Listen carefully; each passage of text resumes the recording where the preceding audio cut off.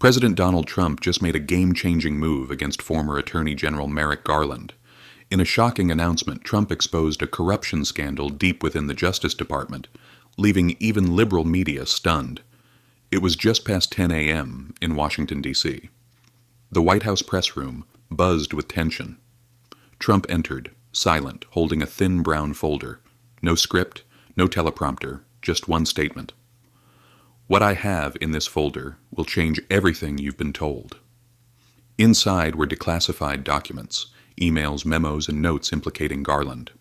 One memo instructed DOJ officials to delay charges against Biden allies to protect the administration's image during the midterms. Another revealed efforts to install favorable judges. Trump, voice trembling, declared, "This is the weaponization of justice." Within hours, the documents were released online, unfiltered, unredacted. A whistleblower, Allison Grant, stepped forward outside a courthouse, tearfully resigning. "We were told to protect the administration, not the Constitution." Clips of secret meetings surfaced.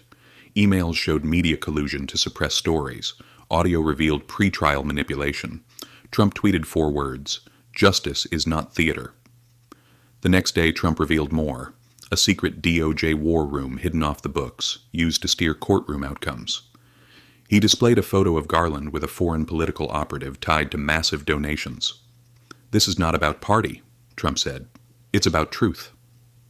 Federal agents raided DOJ sub-offices. A retired judge, Milton Reeds, appeared in a video confession. "I signed rulings that weren't mine. They said it was for national stability. But it was wrong." He broke down, begging his grandchildren to forgive him. Trump soon presented a confidential letter from President Biden to Garland. "Secure the judicial climate. Reposition key federal benches." It didn't say protect justice. It said protect us. The country reacted with quiet outrage. Protests spread, peaceful, candlelit, solemn. Then came another revelation. A gray-suited man handed the president an envelope. Inside, testimony from a former DOJ accountant, confirming Garland had funded consultants to coach judges on verdicts favorable to the administration. Trump read, "Justice doesn't matter. Our future does." A damaged phone found during a DOJ raid revealed voice recordings. In one, Garland said, "We've reshaped the courts. Now we reshape perception." Trump released the clip without comment. Even the most skeptical networks ran it raw. Americans were stunned. In Texas, a man named James Merriweather watched from prison. Years earlier, he had filed a legal case against the Biden administration. Then, he was suddenly arrested. His letter to Trump read, "I wasn't the enemy. I just wanted justice." Trump read it aloud on national TV. Viewers wept. More evidence emerged. A 2022 photo of Garland shaking hands with Leor Benson, a global lobbyist tied to foreign influence. Trump held the image up. "This isn't just a handshake. It's a betrayal." Funds had been funneled through legal firms to train judges in biased rulings. The nation froze. That night, Judge Reeds's granddaughter, Ella, posted a video holding her grandfather's robe. "He used to be my hero. Now I understand why he cried," she said through tears. Trump reposted it with one word, bravery. On day 6, Trump revealed a sealed DOJ court docket never meant to be public. Inside, ghost trials. Cases against whistleblowers and journalists vanished without a trace.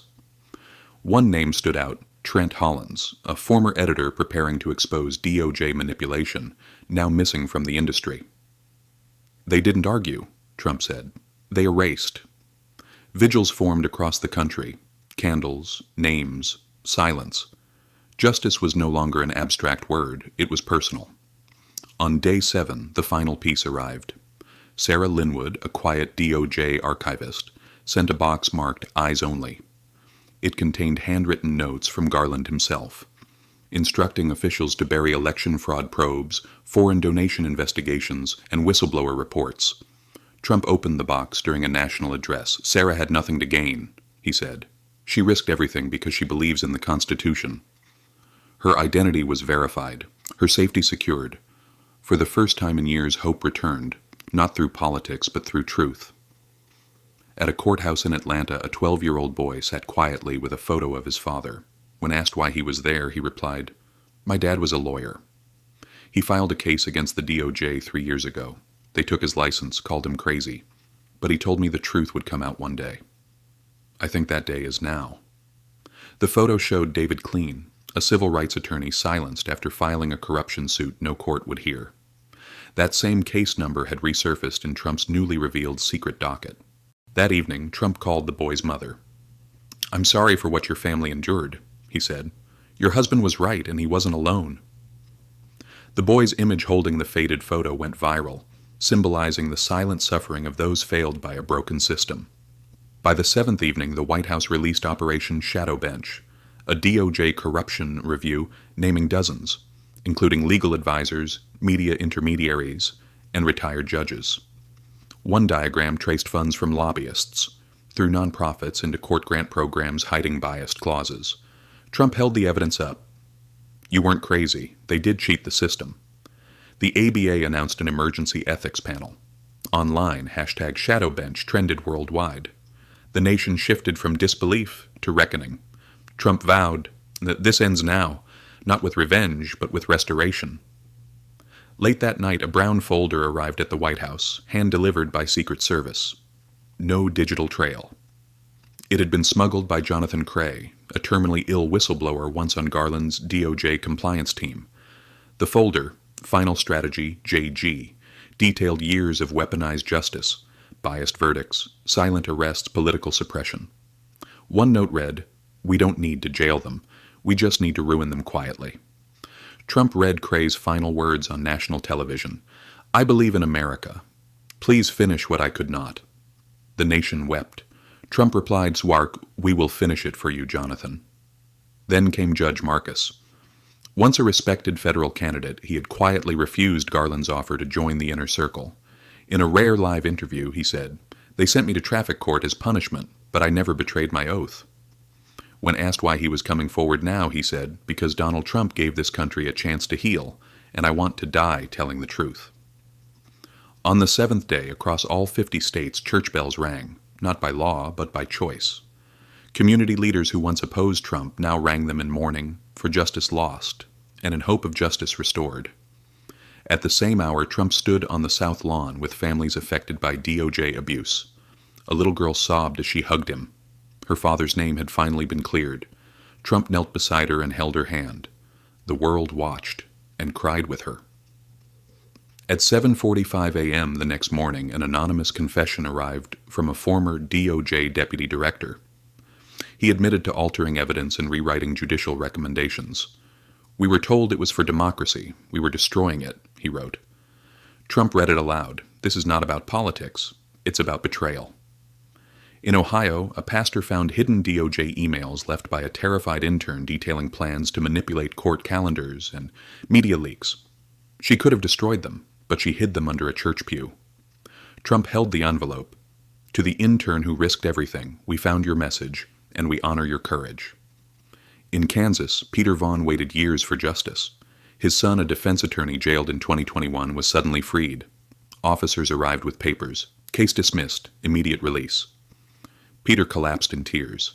The nation saw it live, and they wept, because truth had finally broken through. In Louisiana, a hidden detention center was raided.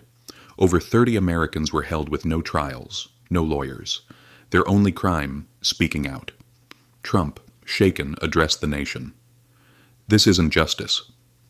It's tyranny," with a smile. He ordered their release. One elderly woman collapsed when her son walked through the door. The world watched and understood.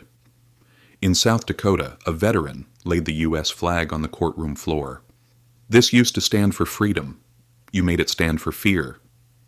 The judge stepped down, picked it up, and whispered, "Forgive me." Cameras captured it. America cried. Even media whistleblowers came forward. One senior producer revealed DOJ-controlled scripts. Avoid words like biased ruling. Push DOJ integrity. Trump held the memos. Freedom of the press means truth, not protection of power. Finally, at the Lincoln Memorial, Trump responded to Garland's denial. "You didn't just fail the people. You betrayed the idea of America." He announced a bipartisan commission for full judicial transparency. On the final day, with survivors, judges, and truth-tellers behind him, Trump stood at the Capitol and declared, "This is not about politics, it's about truth. And we choose truth, no matter how painful."